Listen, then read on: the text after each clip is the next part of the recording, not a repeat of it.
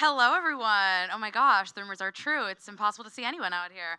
All right. Okay, hello. Welcome to my portion of this evening, which is You Are What You Consume on the Internet. We're going to talk about influencers in a way that I don't know people are necessarily considering their personal definition of what an influencer means. Okay, so here are some things that I've done lately because of the influencers I follow. Canceled a date because he didn't text me before 4 p.m. the day of. We met at Acme, a dating influencer, swears by this rule, one of many. If you are a single straight woman in New York City, you probably follow her, otherwise you've never heard of her. I've been adding a lot of side salads of arugula and parmesan to my pasta. This one influencer, Sari Diskin, she's always doing it. It's really good, and it's changed everything for me. I can only have pasta if I have arugula. I purchased a salad spinner, and you already know, because of Emily Mariko, obviously. Yes, some Emily fans in the house. And I thoroughly cleaned my fridge, actually on 2 occasions, for the first 2 times in 2 years, also because of, you guessed it, Emily Mariko. Okay, so here are some thoughts I've had, sentences that have popped up into my brain because of the influencers I follow. Having a baby seems really, really bad. It seems not fun. Several influencers I follow have recently either been pregnant or had babies, and I'm like, I don't know about that. I'm just gonna have to think about that later. Maybe I should move to Idaho, honestly. It seems really nice there. Living Like Lindsay, aka Lindsay Hughes, an OG YouTube beauty guru, recently moved there to Boise, and she's thriving, honestly. And actually, maybe having a baby seems amazing. I'm not quite sure where I land on this, but Aspen Ovard, another OG YouTube beauty guru, just had her second, and those babies are so cute, and she makes it seem very lovely. So it's hard to decide. And then you know what? Maybe that dating influencer doesn't know what the fuck she's talking about. A different podcast actually told me that maybe canned dating advice is shitty, and I shouldn't listen to it. So all that is to say, an influencer is a lot of different things, and I think a lot of people think of influencer as kind of like the typical lifestyle influencer. You might buy something because they promoted it. I'm wearing this fanny pack that I purchased because of multiple influencers who had it. I'm dressed as Dwayne Johnson in that meme, by the way. Thank you. Just to be clear. Though I would wear this outfit anyway, obviously. Okay, an influencer is just anyone who influences us. And it can be anyone from the fucking QAnon shaman man, who everyone knows. Okay, it can be Emily Mariko, our queen with the salmon bowls. It can be Kim Kardashian West. Trisha Paytas. Round of applause for Trisha Paytas. Remy Bader, Realistic Fashion Hauls. Candace Owens. We don't have a woo in the house for Candace, perhaps. Hassan Piker, leftist Twitch streamer, and even Mr. Donald Trump himself, the former U.S. president, absolutely an influencer, shaping thoughts, minds, perceptions, feelings. So it's a very loose, complex term. It means different things, and sometimes it can be a little bit not very good. So I wrote this story in May 2020 about lifestyle influencers spreading QAnon to their followers, and those hundreds of thousands of, can you believe? Oh my God. So, talking about QAnon to their followers, right? And these are women, largely women, who are like parenting influencers. They're like, look at my cute toddler, look at my cute outfit from Target. And then they're like, the government's lying to you. And they're like, this medicine is poison.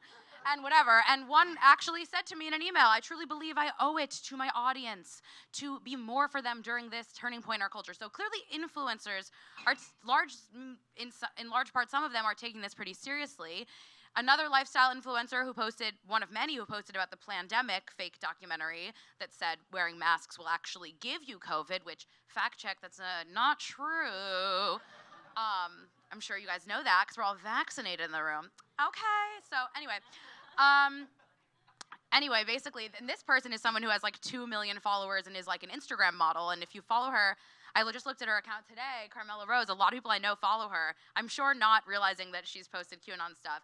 And then it even infiltrated the yoga influencer world, okay? Because shit's crazy. Okay, so this is a man named Ron Watkins. Okay, wow, sounds like we got some knowledge of Ron Watkins in the room. You may know him from the HBO documentary series Into the Storm. He basically, at the end of that series, spoiler alert, I'm really sorry, they posit that he and his father, Jim Watkins, have been involved in running the QAnon conspiracy theory.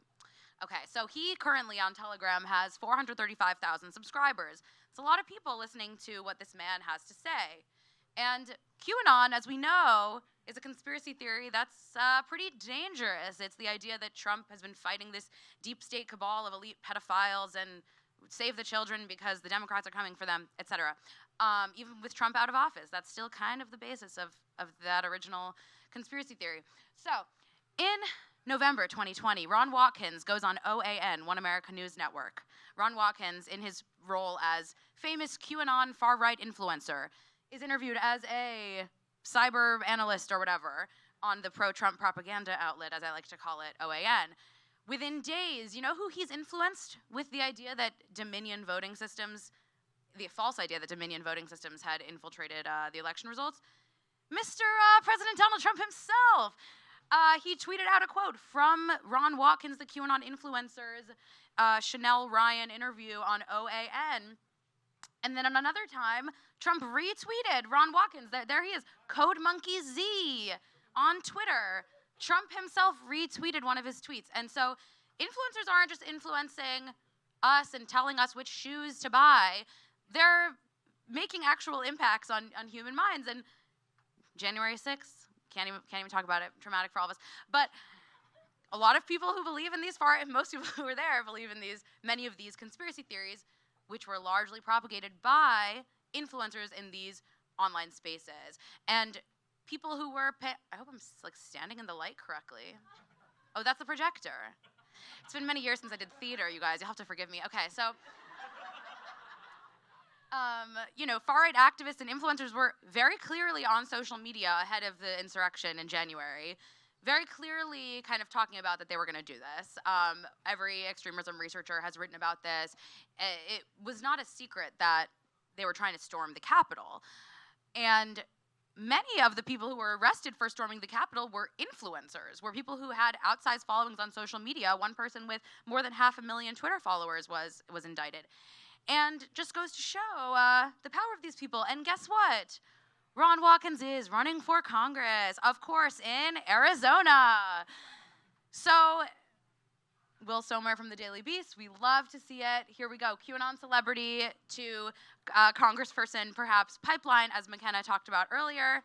Marjorie Taylor Greene, an OG QAnon poster. She was not necessarily an influencer, I will say. She was a random Facebook user and CrossFit person. And we need to think more about the power that these kinds of people have. It's not just, should I answer that guy's text or no, because that influencer told me?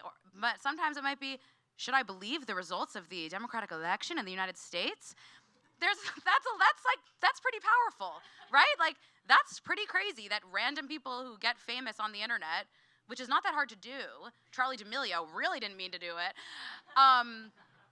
It's really easy to do, and you have this crazy level of power. And before you know it, you can suddenly be famous as hell and influencing people. And that's that. That's what I have to say. Thank you all for coming.